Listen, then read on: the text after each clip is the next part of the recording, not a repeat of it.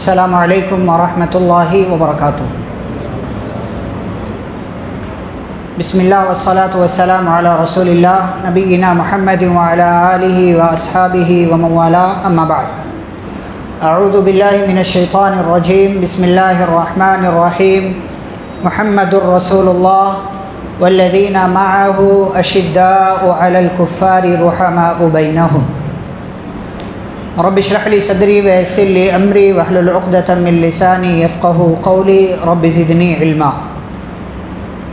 محترم اسلامی بھائیوں، بزرگوں اور نوجوانوں، عصر بعد کے اس سلسلے میں انشاءاللہ ہم مشہور جرنیل صحابہ کا تذکرہ کریں گے، اور یہ وہ جرنیل صحابہ ہوں گے جو عشرہ مبشرہ کی لسٹ سے باہر کے ہیں، یعنی وہ 10 خوش نصیب صحابہ جنہیں دنیا میں جنت کی خوشخبری ملی، ان کے علاوہ جو اور مشہور جرنیل صحابہ ہیں انشاءاللہ ہم ان کا تذکرہ کریں گے۔ اور اس لسٹ میں آپ سے سوال کروں، سب سے پہلا نام آپ لوگوں کے ذہن میں کس صحابی کا آتا ہے؟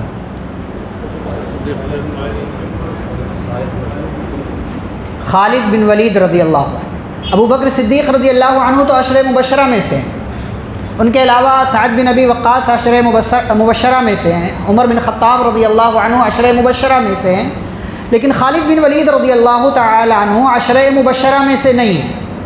تو ان 10 خوش نصیب صحابہ کی لسٹ کے بعد جرنیل صحابہ کی فہرست میں سب سے پہلا نام حضرت خالد بن ولید رضی اللہ تعالی عنہ کا ایک مسلمان کے ذہن میں آتا ہے۔ جب بات ہوتی ہے لڑائی کی، جہاد کی، جب بات ہوتی ہے میدان جنگ کی، جب بات ہوتی ہے دشمنوں سے مقابلے کی، تو حضرت خالد بن ولید رضی اللہ تعالیٰ عنہ کا نام ٹاپ لسٹ میں آیا کرتا۔ تو عصر بعد کے اس سلسلے میں ہم سب سے پہلے انہی کا تذکرہ انشاءاللہ آج کر رہے ہیں۔ خالد بن ولید رضی اللہ تعالیٰ عنہ،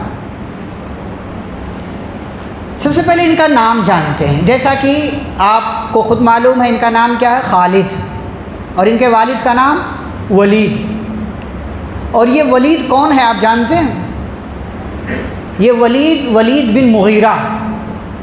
اگر آپ نبی صلی اللہ علیہ وسلم کی سیرت جانتے ہوں، آپ نے سنا اور پڑھا ہو، تو بار بار مکہ والی زندگی میں ولید بن مغیرہ کا نام آتا ہے۔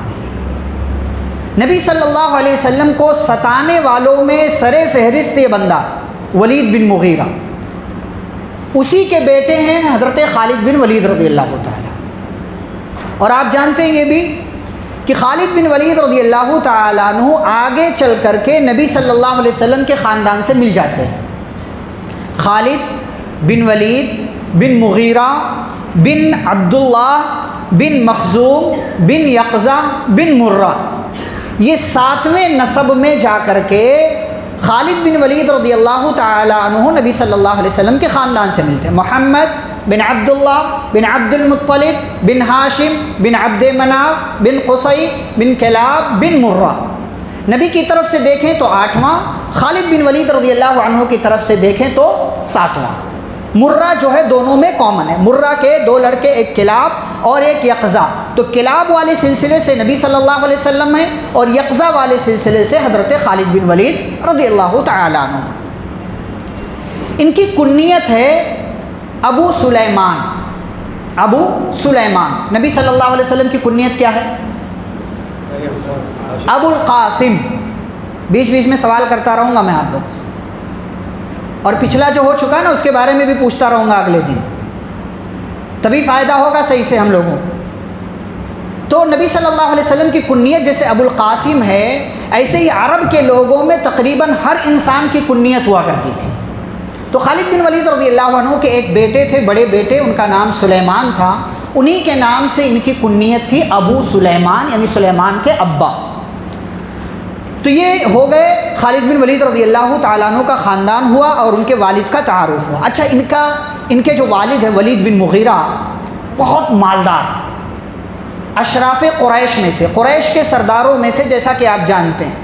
اور آپ کو پتہ ہے پورا قریش مل کر کے ایک مرتبہ خانہ کعبہ کو غلاف لگاتا تھا تو دوسری مرتبہ خالد بن ولید رضی اللہ عنہ کے والد ولید بن مغیرہ اکیلے غلاف لگاتے تھے، اتنے مالدار تھے۔ ایک مرتبہ پورا قریش مل کر کے، اور دوسری مرتبہ یہ اکیلے لگ، اسی لیے ان کو ریحانۃ قریش کہا جاتا تھا، یعنی قریش کی خوشبو ہے، یہ ریحانہ خوشبو کو کہتے ہیں، تو قریش کی خوشبو ہے، تو خالد بن ولید رضی اللہ عنہ کے ابا کو یہ ٹائٹل دیا جاتا تھا۔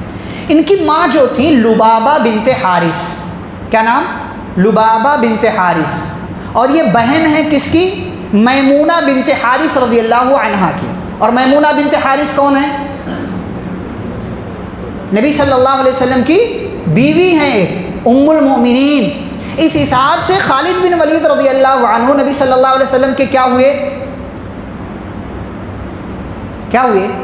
بیوی کی طرف سے بھانجے ہوئے نا جی، سالی کے بیٹے، سالی کا بیٹا کیا ہوتا ہے؟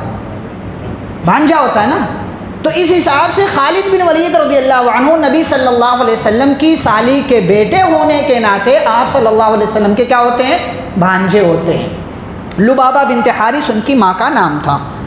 خالد بن ولید رضی اللہ عنہ پیدا ہوئے نبی صلی اللہ علیہ وسلم کے پیدا ہونے کے 21 یا 22 سال کے بعد۔ آپ صلی اللہ علیہ وسلم پیدا ہوئے 571 عیسوی میں، ابھی کتنا چل رہا ہے؟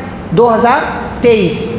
تو 571 عیسوی میں نبی صلی اللہ علیہ وسلم پیدا ہوئے، اور 592 کو 592 کو حضرت خالد بن ولید رضی اللہ تعالیٰ عنہ مکہ کے اندر پیدا ہوئے۔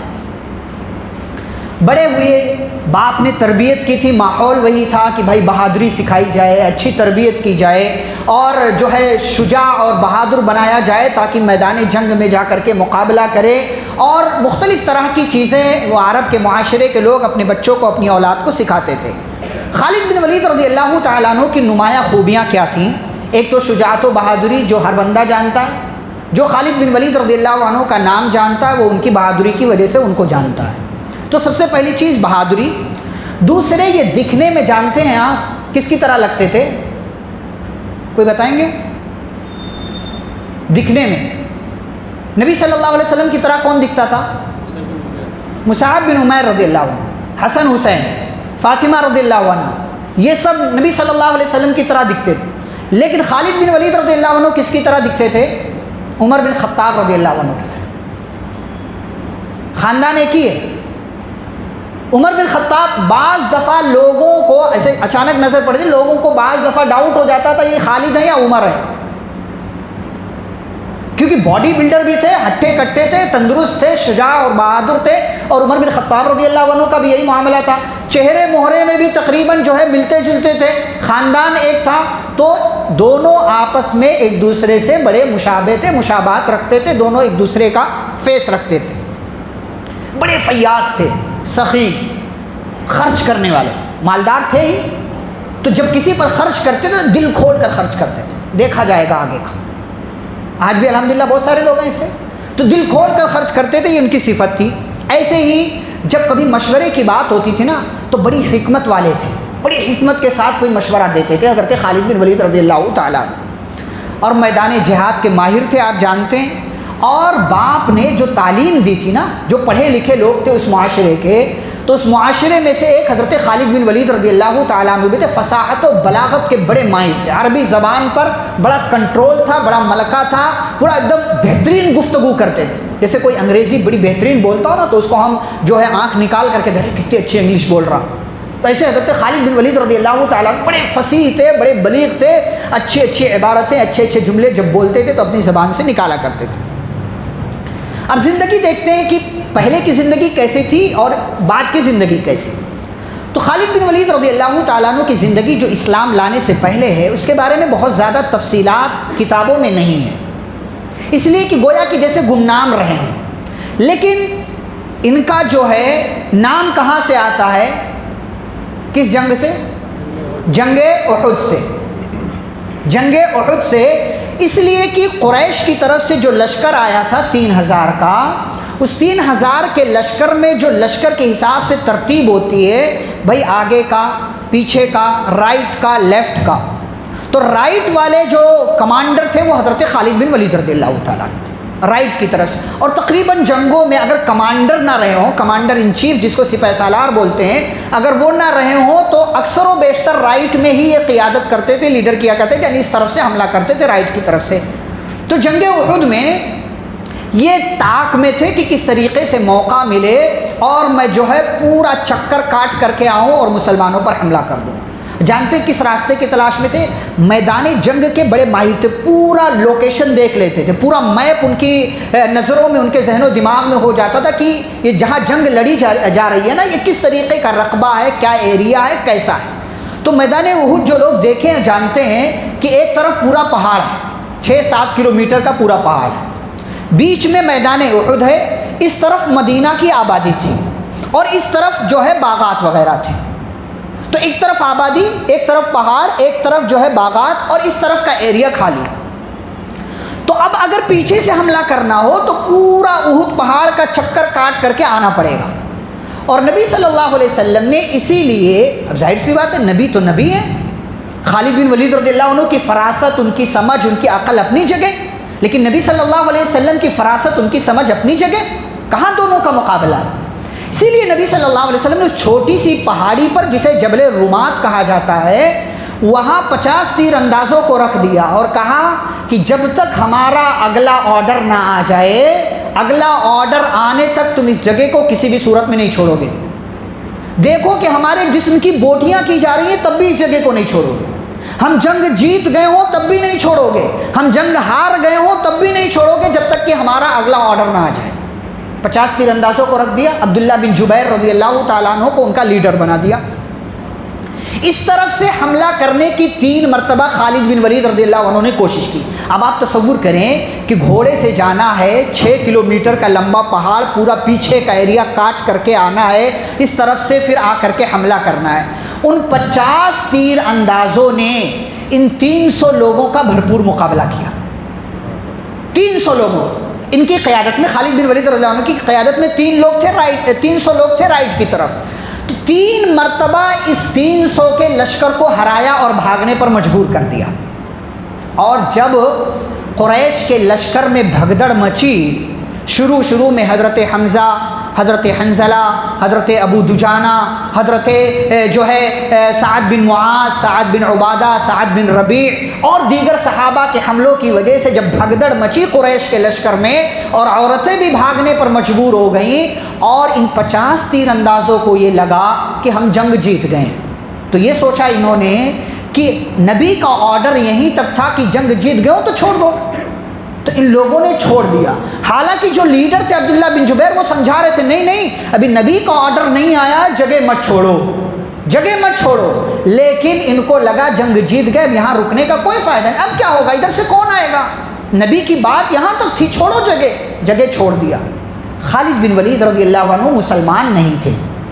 حملہ کیا 4تھی مرتبہ، اور اس مرتبہ جب حملہ کیا تو مسلمان بوکھلا گئے. کیوں؟ اس لیے کہ وہ جگہ چھوٹ گئی جہاں تیر اندازوں نے اپنے آپ کو رکھا ہوا تھا، مقابلہ کر رہے تھے، چھوڑ دیا جگہ. خالد بن ولید رضی اللہ عنہ نے اپنی فراست سے پیچھے سے جا کر کے حملہ کیا اور اس طریقے سے مسلمان آپس میں گتھم گتھا ہو گئے، مل گئے، سمجھ ہی نہیں پا رہے تھے کہ کون ہے سامنے آ رہا. بھگدڑ مچ گئی. نتیجہ یہ ہوا 70 صحابہ شہید کر دیے گئے اور بظاہر جو جنگ مسلمان جیت رہے تھے وہ ان تیر اندازوں کی غلطی کی وجہ سے، خالد بن ولید رضی اللہ عنہ کی بہادری، ان کی فراست سمجھ کی وجہ سے بظاہر مشرکین یہ جنگ جیت گئے. یہ ایک ہے اسلام لانے سے پہلے کا ایک واقعہ. اور اس کے بعد بعض روایتوں میں آتا ہے غزوہ احزاب میں بھی رہے، لیکن اور کوئی اس حوالے سے تفصیل نہیں ملتی ہے. خالد بن ولید رضی اللہ تعالی عنہ سمجھ بوجھ کے مالک تھے. ان کے ایک بھائی تھے ولید، ان کے ابا کا نام بھی ولید ہے، ان کے بھائی کا نام بھی ولید ہے. تو اس حساب سے ان کے بھائی ولید بن ولید ہوئے. ہمارے یہاں پورے علاقے میں اگر کسی کا ایک نام ہے تو ہم گھر والے نہیں رکھتے. یہاں گھر میں باپ کا نام بھی وہی ہے، بیٹے کا نام بھی وہی ہے. نہیں، نیا یونیک نام ہم تلاش کرتے ہیں نا، اور یونیک نام کے چکر میں نہ جانے کون سا نام رکھتے ہیں. بہرحال تو ولید جو ہے وہ مسلمان ہو گئے تھے. اور ولید کو ایک مرتبہ نبی صلی اللہ علیہ وسلم نے کہا، ولید، خالد بن ولید جیسا بندہ، اتنا چالاک اور ہوشیار بندہ ابھی تک مسلمان نہیں ہوا، مجھے تعجب ہے. اور پھر یہ پیغام پہنچایا خالد بن ولید رضی اللہ عنہ کو ان کے بھائی ولید نے، اور پھر یہیں سے ان کے ذہن میں پہلے سے تھا، چل رہا تھا، ماحول دیکھ رہے تھے کہ مسلمان سب کچھ ہونے کے باوجود اپنا دین نہیں چھوڑ رہے، سب کچھ دیکھ رہے تھے، لیکن اس پیغام کے بعد ان کے دل کی دنیا بدلی اور پھر وہ اسلام لانے کے لیے نبی صلی اللہ علیہ وسلم کی طرف روانہ ہو گئے۔ راستے میں کون ملے؟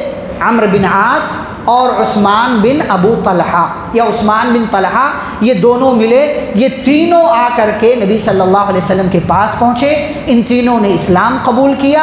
نبی صلی اللہ علیہ وسلم نے جب یہ منظر دیکھا تو کہا مکہ والوں نے اپنے جگر کے ٹکڑوں کو ہماری گود میں لا کر کے رکھ دیا ہے۔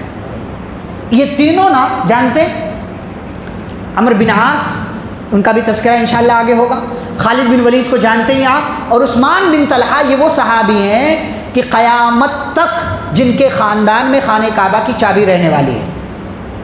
یہ وہی صحابی، نبی صلی اللہ علیہ وسلم نے وہ چابی ان کے حوالے کی اور کہا کہ جو امانت ہے وہ امانت دار کے حوالے ہونی چاہیے، اور کہا کہ یہ قیامت تک تمہارے خاندان میں یہ باقی رہے گی، یہ چابی تمہارے خاندان۔ تو یہ تینوں جگر کے ٹکڑے مکہ کے اسلام قبول کر لیا انہوں نے۔ اب اسلام لے آئے تو اسلام لانے کے بعد نبی صلی اللہ علیہ وسلم کی طرف سے کئی جنگوں میں شرکت کی حضرت خالد بن ولید رضی اللہ عنہ نے۔ سب سے پہلی جنگ ہے جنگ موتا، اس ایک جنگ کا ہم تفصیلی تذکرہ کریں گے، بس باقی جنگوں کا ہم تفصیلی تذکرہ نہیں۔ یہ جنگ وہ ہے 3000 مسلمانوں کو نبی صلی اللہ علیہ وسلم نے بھیجا، کہاں؟ رومیوں پر حملہ کرنے کے لیے، اس لیے کہ روم بادشاہ کی طرف سے قیصر جو تھا اس کی طرف سے ایک گورنر تھا، اس نے ایک مسلمان قاصد کو، ایمبیسیڈر کو قتل کر دیا تھا۔ اس کا بدلہ لینے کے لیے نبی صلی اللہ علیہ وسلم نے 3000 کا لشکر بھیجا اور کہا زید بن حارثہ رضی اللہ عنہ کو ان کا کمانڈر بنایا، کہا یہ شہید ہو جائیں تو جعفر کمانڈر، وہ شہید ہو جائیں تو عبداللہ بن رواحہ کمانڈر ہوں گے، اور وہ شہید ہو جائیں تو جس کو مسلمان چاہیں اپنا کمانڈر بنا لیں گے۔ اس لشکر میں حضرت خالد بن ولید رضی اللہ عنہ بھی تھے، 3000 کا لشکر، اور ادھر رومیوں کا لشکر کتنا بڑا تھا؟ 1,00,000 میدان میں اور 1,00,000 بیک اپ کے طور پر پیچھے موجود، 2,00,000 کا لشکر ہے رومیوں کا۔ کیا حیثیت ہے؟ خالی اگر 1,00,000 دوڑ جائے تو 3000 کو قیمہ بنا کر کے رکھ دیں، خالی دوڑ جائے، حملہ کرنے کی ضرورت ہی نہیں۔ لیکن آپ تفصیل دیکھیں، پہنچے، لڑائی شروع ہوئی، زید بن حارثہ رضی اللہ عنہ شہید ہو گئے، ان کا تذکرہ آگے ہم کریں گے، وہ بھی جرنیل صحابہ میں۔ جعفر بن ابی طالب رضی اللہ عنہ نے جھنڈا اٹھایا، علم اٹھایا، وہ بھی شہید ہو گئے، 80 سے 90 زخم لگے ان کو، تذکرہ ان کا بھی ہوگا۔ عبداللہ بن رواحہ رضی اللہ عنہ وہ شہید ہو گئے، ان کا بھی تذکرہ انشاءاللہ آگے ہوگا۔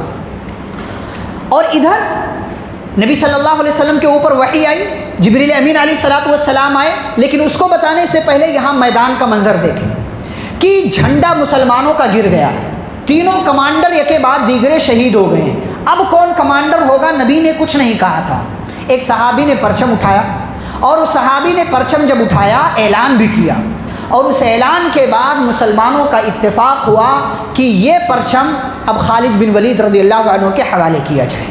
خالد بن ولید رضی اللہ عنہ نے وہ پرچم، وہ جھنڈا، وہ علم لیا اور میدان میں کود پڑے۔ جانتے یہ کہ بعد دیگرے ان کے ہاتھ سے 9 تلواریں ٹوٹی، 9 تلواریں ٹوٹی، کہا میرے ہاتھ سے 9 تلواریں ٹوٹی، اور 9 تلواروں کے ٹوٹنے کے بعد میرے ہاتھ میں ایک چھڑی کے سوا اور کچھ نہیں رہ گیا۔ ادھر نبی صلی اللہ علیہ وسلم کو وحی آئی، صحابہ کے درمیان آپ تھے، آپ نے کہا زید شہید ہو گئے، جعفر شہید ہو گئے، عبداللہ بن رواحہ شہید کر دیے گئے، اور اب مسلمانوں کا جھنڈا اللہ کی تلواروں میں سے ایک تلوار نے اٹھا لیا ہے، اور اب اللہ رب العالمین اپنی اس تلوار کے ذریعے مسلمانوں کی مدد کرے گا۔ وہیں سے حضرت خالد بن ولید رضی اللہ تعالی عنہ کو سیف اللہ کا لقب ملا، یعنی وہ اللہ کی تلوار ہیں۔ اور اس اللہ کی تلوار نے کیسے کام کیا؟ 9 تلواریں ٹوٹی، شام ہوئی، دستور یہ تھا رات میں لڑائی نہیں ہوگی، شام ہوئی، جنگ بند ہو گئی، صبح کا منظر آیا، خالد بن ولید رضی اللہ عنہ تشویش میں مبتلا ہو گئے، کیا کیا جائے کہ 3000 کے لشکر کو دانش مندی، عقل مندی یہ کہ بچا لیا جائے، ورنہ یہ 1,00,000 کا پلس ایک اور 1,00,000 یہ لشکر ہم مسلمانوں کو کچل کر کے رکھ دے گا۔ دانش مندی اختیار کی، میں نے کہا بڑے چالاک تھے، بڑی حکمت کے ساتھ فیصلے کیا کرتے تھے۔ فیصلہ کیا کیا جانتے ہیں؟ کہا صبح جب ہوگی تو رائٹ والے لیفٹ میں، لیفٹ والے رائٹ میں، آگے والے پیچھے، پیچھے والے آگے.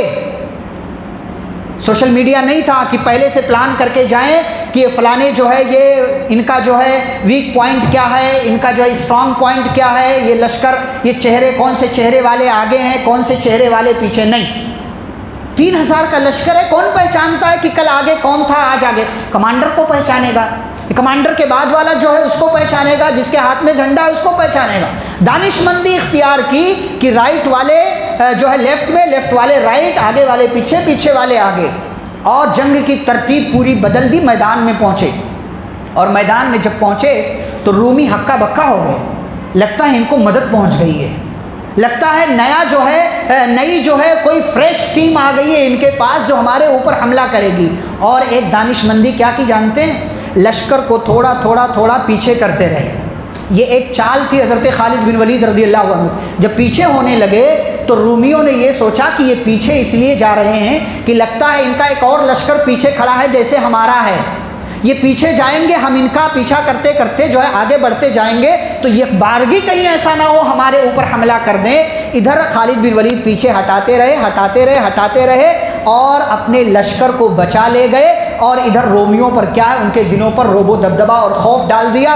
نتیجہ یہ ہوا بغیر کسی نتیجے کے لڑائی ختم ہو گئی، اور رومیوں کے دل پر مسلمانوں نے، خالد بن ولید رضی اللہ عنہ نے خوف ڈال دیا اور واپس مدینہ بحفاظت پہنچ گئے. یہ ایک تدبیر، یہ ایک حکمت یہ ہے کہ پورے لشکر کو حضرت خالد بن ولید رضی اللہ عنہ نے بچا لیا. اور آپ جانتے ہیں کسی کو قتل کرنے سے بڑا نقصان یہ ہے اس پر اپنی ذات کا رعب و دبدبہ ڈال دو.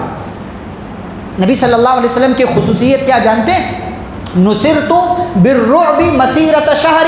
کہا کہ میں 1 مہینے کی دوری پر رہتا ہوں، اللہ تعالیٰ میرا رعب، میرا دبدبہ دشمن کے دل پر ڈال دیتا ہے. یہ خوف اگر کسی کے دل پر آپ نے بٹھا دیا گویا کہ آپ کامیاب ہو گئے. خالد بن ولید رضی اللہ عنہ نے یہی کام کیا اور دشمن کے دلوں پر خوف بٹھا دیا. بہرحال اس کے بعد فتح مکہ میں بھی شریک رہے، رائٹ ونگ پر تھے. اس کے بعد جنگ حنین میں بھی شریک رہے، اس میں آگے والے لشکر میں تھے. پیارے نبی صلی اللہ علیہ وسلم کا انتقال ہوا. ابو بکر صدیق رضی اللہ عنہ کے زمانے میں ایک بڑی جنگ ہوئی، جنگ یمامہ، اس میں شرکت ہوئی. مسیلمہ کذاب کو اسی میں مارا گیا. معرکہ یرموک ایک بڑی جنگ ہوئی، اس میں شرکت کی. اور عمر فاروق رضی اللہ عنہ کے زمانے میں آپ جانتے ہیں ہر محاذ پر کمانڈر اور سپہ سالار بن کر کے رہے، ہر محاذ پر. یہاں تک کہ حضرت عمر بن خطاب رضی اللہ عنہ کو امیر المومنین تھے، لگنے لگا کہ کہیں ایسا نہ ہو کہ مسلمانوں کو یہ لگے کہ خالد جس فوج میں ہو وہ فوج ہار نہیں سکتی، کہیں ایسا نہ ہو ان کے عقیدے میں بگاڑ آ جائے. اس لیے خالد بن ولید رضی اللہ عنہ کو اپنی سمجھ کے مطابق سپہ سالاری کے عہدے سے معزول کر دیا، ہٹا دیا ان کو، کہا کمانڈر نہیں رہو گے. بظاہر یہ فیصلہ بڑا عجیب و غریب ہے عمر بن خطاب رضی اللہ عنہ کا. ارے خالد بن ولید جیسے لیڈر کو، کمانڈر کو ہٹا دیا. آج ہمارے یہاں لوگ ظاہراً دیکھتے ہیں نا تو برا بھلا بھلا کیا کر رہے ہیں امیر صاحب، فلانے صاحب، ڈمکانے صاحب، ایسا کیا ہوتا ہے. ذمہ دار جو ہوتا ہے نا سوچ سمجھ کے فیصلہ کرتا. لوگوں کا عقیدہ خراب ہو یہ زیادہ بڑی بات ہے. تو لوگوں کے عقیدے میں خرابی نہ آئے اس لیے خالد بن ولید رضی اللہ عنہ کو معزول کر دیا. لیکن خالد بن ولید رضی اللہ عنہ 100 سے زیادہ جنگوں میں شرکت انہوں نے کی، اسلام لانے سے پہلے بھی، اسلام لانے کے بعد بھی، اور کسی بھی جنگ میں وہ ہارے نہیں، کسی بھی جنگ میں ان کو شکست نہیں ہوئی. اور ان کو فاتح عراق کہا جاتا ہے، فاتح شام کہا جاتا ہے. خالد بن ولید رضی اللہ عنہ کی عمر جب 52 یا 53، بعض روایتوں میں 50، بعض روایتوں میں 55 سال کی ہے، جب پہنچی تو حضرت خالد بن ولید رضی اللہ عنہ کا انتقال ہوا. سن 21 ہجری میں حضرت عمر بن خطاب رضی اللہ تعالیٰ عنہ کے زمانے میں حمص میں، شام کا ایک علاقہ ہے، وہاں انتقال ہوا. خالد بن ولید رضی اللہ عنہ جب انتقال کا وقت قریب آیا تو وہ کہنے لگے کہ دیکھو میں نے کوئی ایسی جنگ نہیں جس میں شرکت نہ کی ہو، ہر جنگ میں میں شریک رہا.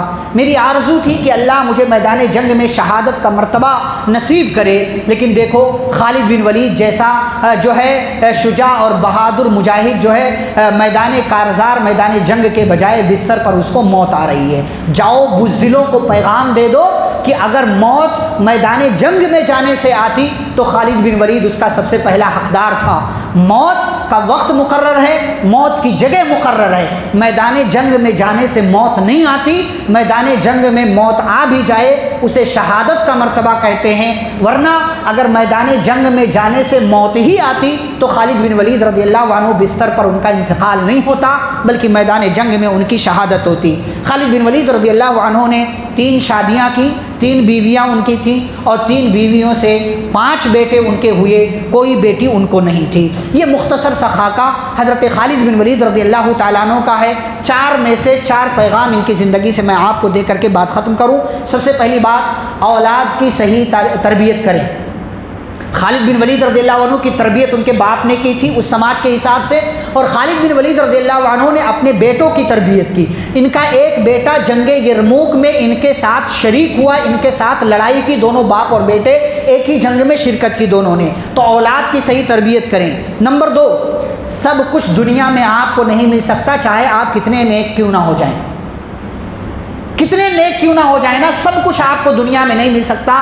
آخرت میں اللہ نے آپ کے لیے سب کچھ تیار کر رکھا ہے۔ خالد بن ولید رضی اللہ عنہ نے پوری زندگی لگا دی لیکن تب بھی شہید نہیں ہوئے۔ سب کچھ دنیا میں آپ کو نہیں مل سکتا۔ اور بتاؤں، اسی میں ایک بات آئی، ایک صحابی تھے اسیرم نام کے، اسیرم، کچھ نہیں کیا انہوں نے، کچھ بھی نہیں کیا۔ جنگ احد کے دن مسلمان ہوئے، ایک وقت کی نماز بھی نہیں پڑھی، جنگ احد میں شرکت کی اور شہید ہو گئے۔ سب کچھ دنیا میں آپ کو نہیں مل سکتا۔ کوئی ابھی اسلام لایا، جنگ میں گیا، شہید ہو گیا، کسی نے پوری زندگی لگا دی لیکن شہید نہیں ہوئی۔ اللہ تعالیٰ جو فیصلہ کرنا چاہے کرتا ہے، اس کے فیصلے میں خیر ہوتا ہے۔ تو سب کچھ آپ کو دنیا میں نہیں مل سکتا، آپ چاہے کتنے نیک کیوں نہ ہو جائیں۔ اور تیسری بات، تیسرا پیغام میسج یہ ہے کہ بزدلوں کی زندگی بیکار ہے، ہمت اور حوصلے والی زندگی گزاریں۔ ہمارے یہاں لوگ ہیں، ہر چیز میں ہم یہودیوں کی سازش ڈھونڈتے ہیں، ہر چیز میں ہم فلانے پارٹی کی سازش ڈھونڈتے ہیں۔ ارے بھائی، فلانے پارٹی اور فلانے قوم کی سازش سے زیادہ ہمارے اپنے گناہوں کا نتیجہ ہوا کرتا ہے۔ ہمت اور حوصلے سے زندگی گزاریں۔ اور چوتھا اور آخری میسج یہ ہے کہ جب بھی زندگی میں موقع ملے ہمیشہ خود کو اللہ کے لیے وقف کر کے رکھیں، اپنے آپ کو اللہ کے لیے لگا دیں۔ ان صلاتی و نسکی و محیایا و مماتی للہ رب العالمین، میری نماز، میرا جینا، میری قربانی، میرا مرنا، سب کچھ اللہ رب العالمین کے لیے۔ جب جب پکارا گیا جنگ میں چلو، خالد بن ولید پہلی صف میں اور پہلی لائن میں نظر آئے۔ اپنے آپ کو اللہ کے لیے وقف کر دو، اللہ کے لیے خود کو لگا دو گے، اللہ تمہارے لیے بہت سارے برکتوں کے دروازے کھول دے گا۔ رب العالمین ہمیں حضرت خالد بن ولید رضی اللہ تعالیٰ عنہ کی زندگی سے سبق لینے اور ان کی زندگی کے جو پیغامات ہیں انہیں اپنی زندگی میں شامل کرنے کی توفیق عطا فرمائے۔ آمین وصلی اللہ علی النبی الکریم۔ ربنا تقبل منا انک انت السمیع العلیم، سبحانک اللہم وبحمدک، اشہد ان لا الہ الا انت، استغفرک واتوب الیک۔ والسلام علیکم ورحمۃ اللہ وبرکاتہ۔